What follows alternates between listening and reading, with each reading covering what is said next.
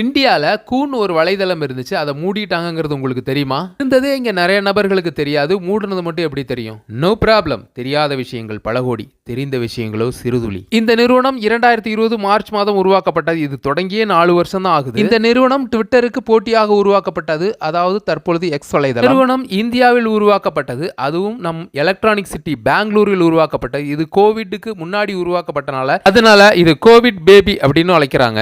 இந்தியர்களால் உருவாக்கப்பட்ட ஒரு நிறுவனம் மூடப்படுகிறது அப்படிங்கிறப்ப ரொம்ப வருத்தத்தை தருது. எல்லா வலைதளங்களும் ஆங்கிலத்தில் உருவாக்கப்பட்டது, ஆனால் இது எல்லாருடைய மொழியும் பயன்பாட்டில் வரணும் அப்படிங்கிறதுக்காக உருவாக்கப்பட்டது. என்ன கொடுத்துருக்காங்கன்னா, உங்கள் அன்பிற்கும் ஆதரவிற்கும் மனமார்ந்த நன்றி அப்படின்னு சொல்லி கொடுத்துருக்காங்க. அதுக்கு அடுத்தது பாருங்க, it's time to say good bye to the yellow little bird. இந்த மஞ்சள் பறவைக்கு விடை தரும் தருணம். இதுக்கு நான் லைக் கேட்க போறதில்ல, ஏன்னா இந்தியாவில் இந்தியர்களால் உருவாக்கப்பட்ட ஒரு கம்பெனியை மூடப்படுறப்ப எப்படி நான் கேட்கறது?